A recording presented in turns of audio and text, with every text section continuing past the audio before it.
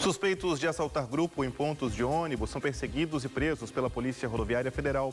Em Barreiras, no oeste do estado, o grupo explode a agência bancária. Receita Federal reabre o sistema do imposto de renda para os contribuintes que não entregaram a declaração no prazo. Plano de ação para o desenvolvimento do turismo étnico afro é lançado em Salvador. Os capoeiristas, os terreiros de candomblé, os blocos afros, são eles que representam essa magnitude que é o turismo étnico da Bahia. Obras de requalificação de ruas do Centro Antigo avançam na Rua Chile e no bairro da Liberdade. No esporte, com desfalque, o Bahia enfrenta o Botafogo daqui a pouco no Rio de Janeiro. E Vitória segue reformulando a equipe para a Série B. É o TVE Notícias, que começa agora.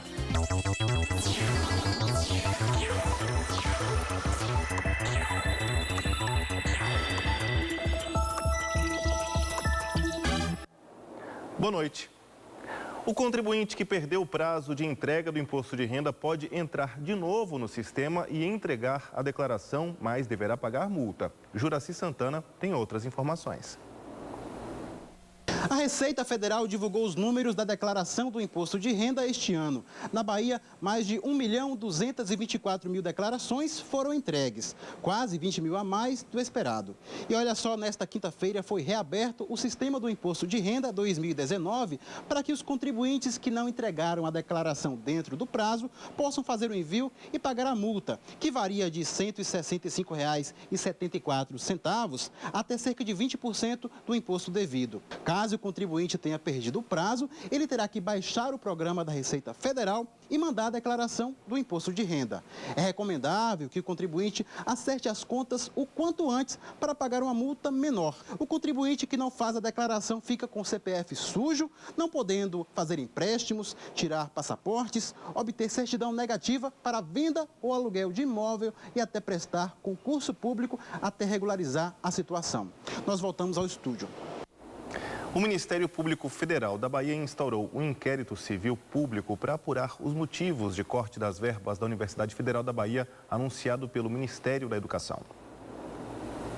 De acordo com o órgão, a abertura do processo é embasada no anúncio do bloqueio de 30% do orçamento da UFBA pelo Ministério da Educação, associado às declarações do ministro da Educação, Abraham Weintraub, de que a instituição estaria promovendo manifestações partidárias. De acordo com a portaria do MPF, a investigação vai apurar se a medida se trata de retaliação a eventos e manifestações na instituição e possível violação ao direito fundamental à liberdade de expressão das atividades intelectuais, artísticas e científicas, previsto na Constituição. O órgão também classificou a medida como afronta à autonomia universitária. O Ministério Público Federal informou que o reitor da UFBA, João Carlos Salles, será ouvido e que o ministro da Educação também será notificado para prestar informações sobre suas declarações. Estão abertas até o dia 24 de maio as inscrições para a seleção de professor visitante nacional e estrangeiro para uma vaga do programa de pós-graduação em Ciências Agrárias da Universidade Federal do Recôncavo da Bahia. O regime de trabalho é de 40 horas semanais com dedicação exclusiva. As inscrições devem ser realizadas exclusivamente por SEDEX para a UFRB em Cruz das Almas. A contratação será inicialmente pelo período de 12 meses, mas poderá ser prorrogada até 24 meses para professor visitante nacional e até 48 meses para estrangeiro. Informações no portal ufrb.edu.br. Se dívidas financeiras já dão dor de cabeça, imagine quando elas surgem junto com a perda de um ente querido. Um telespectador procurou nossa produção para contar das cobranças que vem enfrentando por conta de um cartão de crédito que foi da mãe dele. Só que ela morreu há 2 anos. Há 2 anos, a mãe do José Carlos faleceu e ele não para de receber boletos de cobranças de financeiras. A dívida inicial em nome da mãe dele era de R$ 800 e já acumula mais de 6 mil. Eu procurei primeiro o PROCON abriu uma sindicância, disse que não poderia resolver, que isso era uma causa de pequenas causas, que eu procurasse a justiça. Fui na justiça, no SAC, eles deram andamento e disse, se você arruma um advogado ou você vai para a defensoria, porque isso aqui tem que ter um inventário. Foi que lá na defensoria eles me encaminharam direitinho e mandaram eu aguardar. Diante dessa situação, será que os herdeiros têm a obrigação de arcar com as dívidas? Esta advogada explica que não. Nesses casos, quem responde pelas dívidas do falecido é o espólio, caso exista alguma herança transmitida aos herdeiros. Ela diz ainda que a cobrança indevida, além de afetar a memória do falecido, pode gerar um processo de constrangimento moral. O constrangimento de estar sendo constantemente cobrado, inclusive por meio de ofício judicial, que isso faz com que a pessoa fique o quê? Nervosa, temerosa, né? Achando até que vai ser preso por alguma coisa, né? Se a pessoa que faleceu deixou zero reais, a dívida falece junto. Até lá, enquanto o processo está em andamento, Carlos aguarda por uma solução o mais rápido possível. Não deu para descansar o luto nem chorar a dor. Morre pai, morre mãe, e você lutando com uma coisa que isso não tem nada a ver, entendeu? Os passageiros que voarem a partir de segunda-feira do aeroporto de Salvador vão ter que prestar mais atenção ao tamanho da bagagem de mão. As bagagens que estiverem acima do tamanho padrão terão que ser despachadas. De acordo com a ABAR, a associação que reúne as companhias aéreas brasileiras, o objetivo da medida é agilizar o fluxo dos clientes nas áreas de embarque e evitar atrasos. Os padrões definidos pelas companhias são 55 centímetros de altura, 35 de largura e 25 de profundidade, com até 10 quilos. Até 23 de maio, as bagagens de mão fora do padrão passarão a ser obrigatoriamente despachadas em 15 terminais do país. Em Salvador, o período de orientação vai de 8 até o dia 22 de maio. Hora de ver como é que está o trânsito na capital baiana com imagens ao vivo da Avenida Paralela, na altura da entrada para a Avenida Jorge Amado. E trânsito intenso, trânsito carregado, parece que está sem energia nesse ponto da cidade, a gente não consegue ver a iluminação pública funcionando. São 6 horas e 37 minutos. A seguir, suspeitos de assaltar em ponto de ônibus são presos após perseguição e batida. E ainda, obras de requalificação de ruas do Centro Antigo avançam na Rua Chile e também no bairro da Liberdade.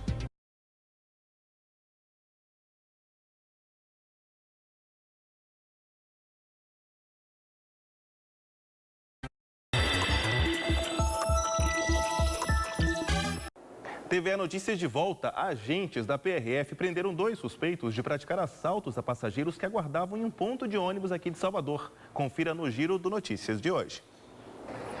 Os homens foram localizados após denúncia feita no posto da Polícia Rodoviária Federal em Simões Filho, região metropolitana de Salvador. Eles são suspeitos de assaltar passageiros em um ponto de ônibus no bairro de Águas Claras, na capital baiana. A dupla foi presa na BR-324 após uma perseguição policial na manhã de hoje. Na fuga, acabaram batendo com um carro em um ônibus. Com a dupla foi apreendida uma arma e munição. O carro usado durante o assalto é roubado e foi encaminhado ao pátio do Detran. Os suspeitos foram conduzidos à Delegacia de Repressão a Furtos e Roubos de Veículos. No bairro de Itapuã, 2 pessoas ficaram feridas depois que uma casa desabou hoje de manhã. Segundo a Codesal, a residência já tinha sido condenada em agosto do ano passado, quando foi constatado o risco de desabamento. As vítimas foram socorridas com ferimentos leves e levadas para a UPA de Itapuã. O motorista que ficou gravemente ferido após o micro-ônibus que ele dirigia bater em um poste ontem à noite no bairro da Barra não resistiu aos ferimentos e morreu. Ele teve traumatismo craniano. Segundo familiares, o homem, que não teve o nome divulgado, teria passado mal antes do acidente. Em Barreiras, na região oeste do estado, nesta madrugada, um grupo armado explodiu caixas eletrônicos de uma agência do Banco do Brasil. A unidade bancária ficou totalmente destruída. 4 homens teriam participado da ação e fugiram antes da chegada da polícia. O valor roubado não foi divulgado. Foi lançado hoje em Salvador um plano de ação para estimular o turismo étnico afro. Salvador tem mais de 3.500 baianas do acarajé, segundo a associação que representa a categoria. Só na região do Pelourinho são cerca de 20. Mas hoje nenhuma foi trabalhar nessa região do centro histórico. O movimento anda fraco. Tem dia que a baiana, do jeito que chegou com a venda, volta para casa, porque o movimento caiu muito mesmo.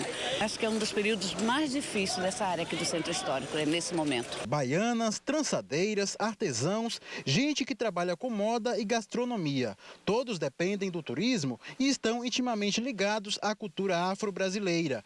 Para fortalecer a economia desses segmentos, a Prefeitura de Salvador lançou um plano de ação. A ideia é desenvolver um plano consistente, que tenha uma visão de longo prazo e que possa significar um conjunto de diretrizes econômicas para a cidade. O plano de ação prevê, entre outros pontos, o mapeamento de empreendimentos liderados por afrodescendentes e o incentivo a turistas para que eles possam consumir produtos e serviços de afroempreendedores. O primeiro papel nosso é fazer esse inventário, esse mapeamento. E vamos fazer isso de forma muito participativa e através das entrevistas que já começam a acontecer no próximo dia 7 de maio. O investimento será em torno de R$750 mil do Banco Interamericano de Desenvolvimento. O que nós já temos assegurado é suficiente para realizar o plano agora e depois desenvolver projetos que sejam consequência e derivem do plano. São os atores, né?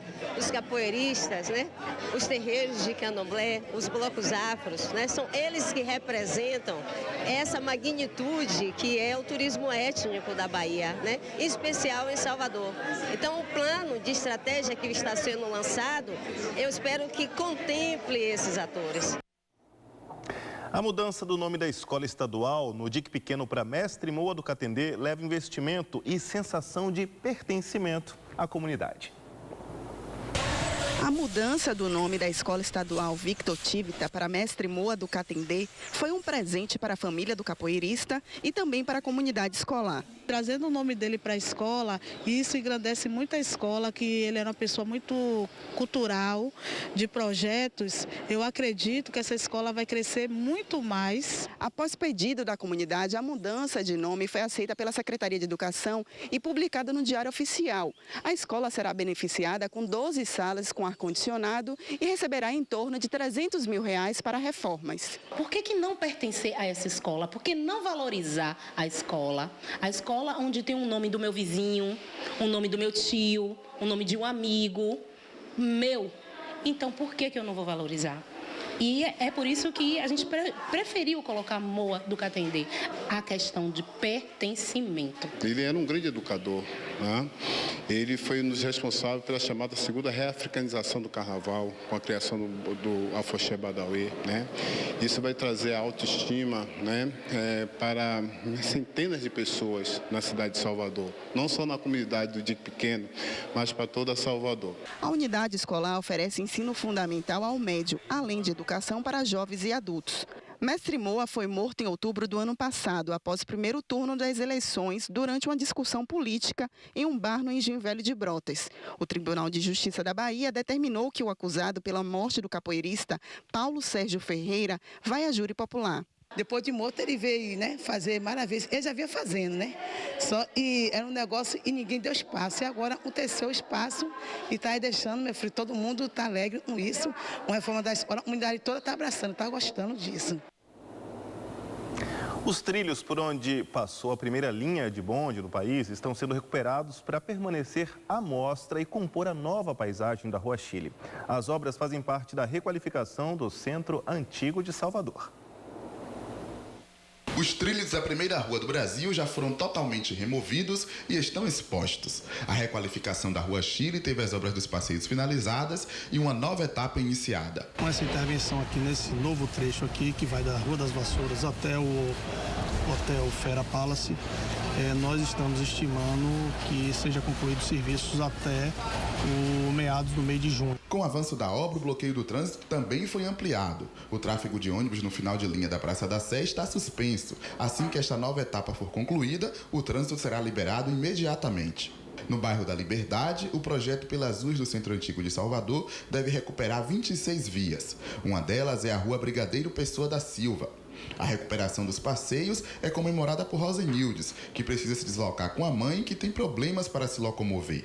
O que eu estou vendo aqui, ela vai ficar rente, né, os passeios, e para essas pessoas assim vai ficar bem melhor. No Largo da Soledade, o serviço de recuperação dos passeios foi concluído. Dono de um comércio no Largo, Orlando destaca a valorização do local após a obra.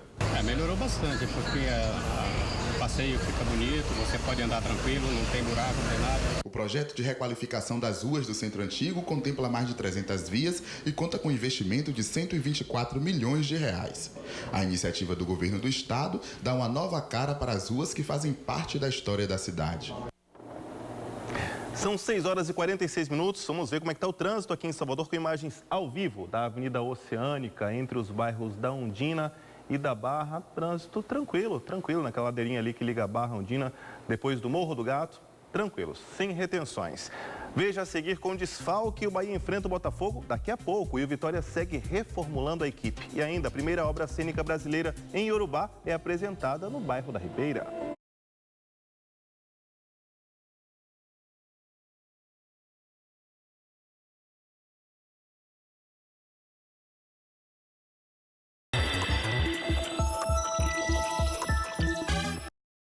Agora a gente fala de futebol. O Bahia enfrenta o Botafogo daqui a pouco, às 8 da noite, lá no Rio de Janeiro. O tricolor não vai contar com Douglas Augusto, com cansaço muscular. E Elton Serra está aqui com a gente. Boa noite, Elton. Boa noite, Jonathan. Bom, Gregory e o seu xará Elton, eles vão formar aí a dupla de volantes? Boa noite para quem está nos assistindo. Vão formar a dupla de volantes, sim. O Bahia já, inclusive, divulgou a escalação que vai enfrentar a equipe do Botafogo. O Bahia que briga, inclusive, por liderança da Série A do Campeonato Brasileiro. E o Gregory vai jogar junto com o Elton, o Eric Ramírez, formando ali o trio no meio-campo. O Fernandão permanece como titular, tinha saído durante o jogo contra o Corinthians, tomou uma pancada ainda no primeiro tempo, mas volta a ser titular. E a novidade é o goleiro Douglas. O goleiro Douglas volta à equipe titular no lugar do Anderson. E resta a equipe do Bahia que tem jogado até agora na temporada. Detalhe que o Bahia enfrenta o Botafogo fora de casa e pelos resultados que aconteceram na primeira rodada, esse jogo é complemento da segunda rodada, o Bahia pode sim assumir a liderança no saldo de gols se vencer o Botafogo. E pode, inclusive, terminar uma semana perfeita, porque no próximo domingo joga em casa contra o Avaí na Fonte Nova, às 7 da noite, com a possibilidade aí, quem sabe, de chegar a 9 pontos em 3 partidas e, consequentemente, fazer com que o Bahia comece muito bem esse Campeonato Brasileiro. Com a ajuda da torcida, tem que apresentar um resultado mais favorável. Esse jogo no Rio de Janeiro, claro, tem muito torcedor do Bahia que vai ao estádio do Engenhão para apoiar a equipe do Bahia, mas domingo na Fonte Nova se espera também um público acima de 30 mil pessoas. Tá certo, a gente falou do Bahia e agora o rubro-negro, Elton. O Vitória com novidade. O afastamento do zagueiro Ed Carlos foi só o início do processo de reformulação no Vitória. Outros jogadores devem sair do clube e mais 2 atletas foram contratados. O time enfrenta o Vila Nova sábado no Barradão. Na história dos confrontos entre as duas equipes, uma pequena vantagem para o Vitória. Em 4 jogos até agora, 2 triunfos para o rubro-negro baiano e 1 para o Vila Nova. O retrospecto poderia até servir de incentivo para o primeiro jogo em casa, sábado, pela segunda rodada do Campeonato Brasileiro. Mas o momento pelo qual passa o Vitória tem deixado o torcedor desconfiado do próprio time. Já são 13 jogos sem vencer. Um longo período de jejum que pode chegar ao fim no reencontro do time com a torcida após 1 mês e meio afastados. Desde a chegada de Paulo Carneiro, os jogadores foram afastados e reforços chegaram ao Barradão. Os últimos a saírem dos planos da diretoria foram o zagueiro Ed Carlos e o lateral Fabrício. Por outro lado, novos atletas foram contratados pelo clube. Os mais recentes são o atacante Ítalo Barbosa e o volante Romisson. Elton, mudanças que criam uma expectativa no torcedor. Agora vai. E jogar em casa é sempre atenção para o torcedor do Vitória, justamente pelo fato do time estar há muito tempo sem vencer na temporada. E é claro que quando você joga uma Série B e vê o Vitória na Série B, coloca-se o Vitória como favorito a chegar ao G4 e, consequentemente, brigar pelo acesso à Série A.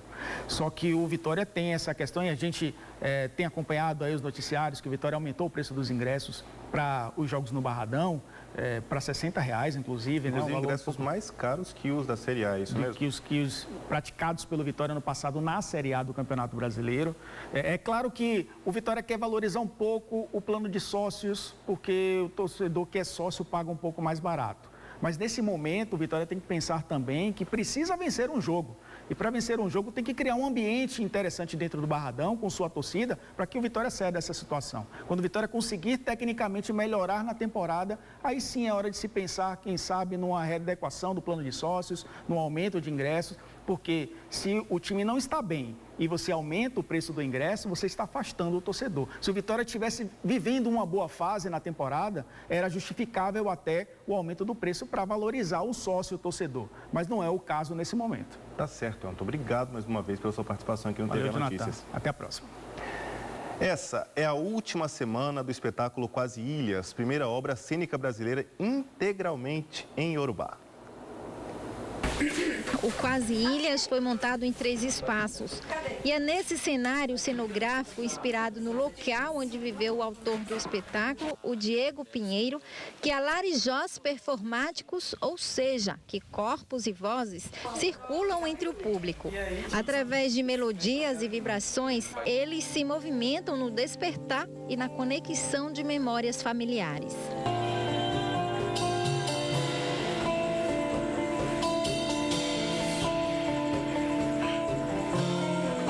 O ponto de partida para a composição da obra são as memórias familiares do autor, que viveu em Alagados de Itapajipe, Península do Povo Ijexá. Quase Ilhas, na verdade, é uma reconexão com essas histórias minhas, da minha família materna, com Alagados de Itapajipe, com a Mangueira, com a Ribeira, com o fim de linha do Uruguai, onde eu vivi, né? E é um convite, na verdade, principalmente para as pessoas negras, de tentarem, né, de enxergar uma possibilidade de criar dentro dos vazios, né?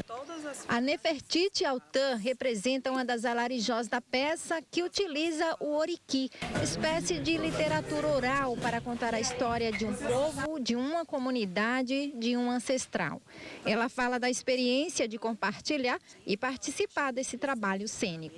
A gente se conecta, a gente descobre, conta e celebra que estamos vivos, que de certa forma é uma forma de reivindicar todo o processo de colonização que buscou de nos matar, nós como pessoas afrodiaspóricas, como pessoas também indígenas, que sofremos por séculos e gerações processos de colonização. Durante o espetáculo, o público mergulha no passado através de narrativas e personagens que marcaram época. É bem diverso, né? A questão com o público. Todo dia, como eu falei, né? Todo dia um novo reconhecimento. Às vezes eles estão muito mais próximos, às vezes estão mais apáticos, né? Mas para mim o mais revelador é quando eles se veem dentro da história, né? Participantes da construção, né? Que é uma experiência. O espetáculo para mim é uma experiência, tanto para o público quanto para os alarijós, né? Esta é a última semana do espetáculo, que está na 2ª temporada. Quem quiser prestigiar o trabalho dos artistas do Quase Ilha, ainda dá tempo. A peça vai até o dia 4 de maio, sempre às 7 da noite.